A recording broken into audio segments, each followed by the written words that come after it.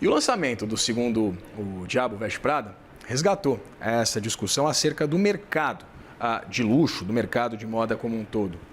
Eu queria entender como esse conceito ele se reinventou ao longo da história e qual o peso desse mercado. Para a gente entender esse cenário, como isso impacta a economia, a gente conversa agora com Cristina Proença, professora do Hub de Luxo da ESPM. Professora Cristina, seja muito bem-vinda, é um prazer ter você aqui.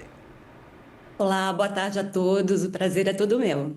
Cristina, é muito curioso porque é complicado falar sobre moda, confesso que não é muito não tenho muito repertório sobre isso, mas eu queria falar principalmente sobre experiência. Relembro algumas propagandas de uma marca específica de relógios, de levadíssimo bom gosto, em que o relógio ele nem aparecia nas propagandas.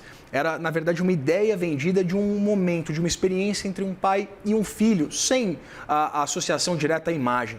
Eu queria entender o quanto isso mudou, principalmente com as redes sociais ganhando uma importância muito maior, por exemplo, do que as próprias publicações segmentadas, setoriais, como as grandes revistas que a gente ainda tem, né, mas que tinham uma importância muito significativa, principalmente nessa comunicação entre marca e consumidor.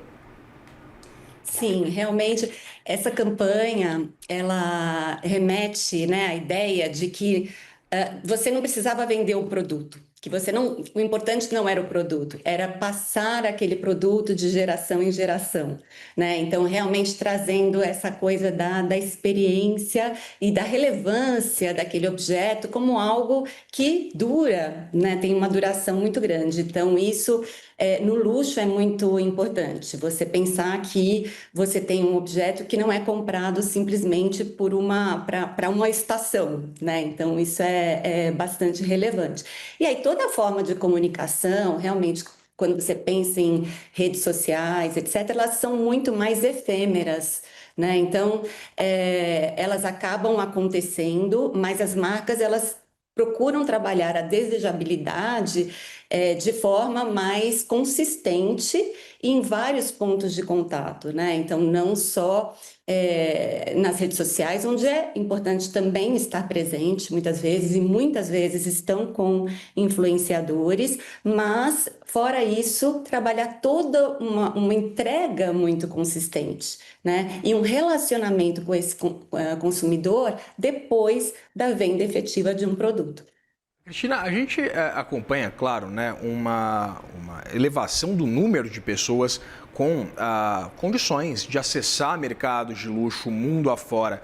Isso também modificou de alguma forma a estratégia das principais grifes e eu queria entender se isso, se por exemplo, tentar acessar novos perfis, que não historicamente aqueles associados à marca, também de alguma forma limitou a percepção de outros consumidores que estavam acostumados a já consumir essa marca. Sim, o que vemos é um crescimento realmente dessa população, né, de alta renda. Aqui no Brasil, vemos isso claramente. Então, se compararmos 2018, né, quando tínhamos 1 milhão de pessoas nessa população, em 2024 nós já tínhamos 1,5 milhão de pessoas. E considerando ainda que o grupo mais rico dessa população se capitalizou bastante.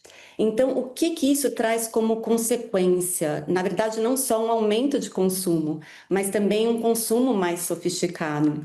Então, nesse sentido, as marcas elas começam a sofisticar as suas ofertas, mas, além disso, não pensar apenas no produto, pensar na experiência, né, em todos os serviços que eu posso agregar para efetivamente satisfazer e oferecer algo diferenciado para esse consumidor. Então, o que eu estou pensando é em subir cada vez mais o patamar da oferta, né, para atender um consumidor que está cada vez mais exigente, buscando ofertas cada vez mais sofisticadas.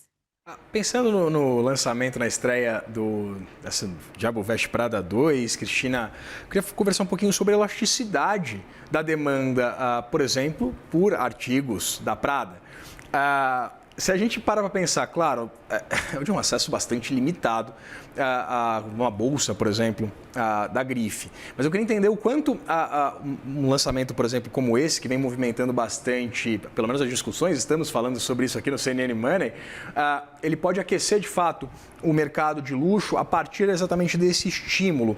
E correlacionando até com a minha primeira pergunta, né? O quanto um consumidor que teria já acesso a um bem de luxo, a um bem de uma grife, né, a determinado artigo de luxo, ele poderia ser influenciado, por exemplo, agora pelo lançamento de um filme. Sem dúvida, né? O luxo, ele trabalha muito na esfera do desejo, né? Então, quando eu tenho um filme com uma campanha da escala que nós tivemos com O Diabo Veste Prada 2, com uma referência tão forte a marcas de moda, né, que são ícones e que têm produtos ícones, né, que são muito desejados. Então, obviamente que isso vai fazer com que, mesmo que essa pessoa já tenha um poder aquisitivo e poderia ter comprado antes, ter vamos dizer, um desejo ainda maior no momento em que isso fica potencializado, como foi com o lançamento do Diabo Veste Prada 2. Cristina, eu queria entender, na verdade, a dinâmica também envolvendo as influencers e os influencers de moda nesse novo cenário, né, em que, na verdade, há uma propaganda exacerbada e um acesso direto com o consumidor, mas principalmente sobre também as plataformas de fast fashion e o quanto isso modificou esse consumo de moda, mas não só de moda, né, eu digo fast fashion, por exemplo, eu queria entender se o fast fashion ele contamina de alguma forma o mercado de luxo.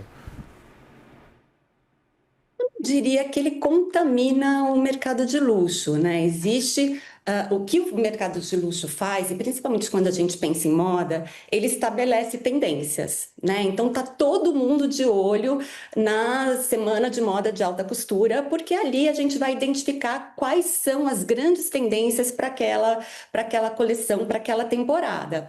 E essas referências, elas vão ser copiadas, elas vão ser seguidas por todo o restante da cadeia, né? Isso era muito bem ilustrado no Diabo Veste Prada, no primeiro filme, né? Porque ali com um suéter azul, né? Então, na verdade, quando a Anne Hathaway ela está usando o suéter azul, a Meryl Streep fala que, na verdade, aquela cor, ela tinha comprado o suéter daquela cor, talvez numa loja de fast fashion, porque aquela cor tinha sido sucesso, né, ou tinha sido destaque num desfile de alta costura.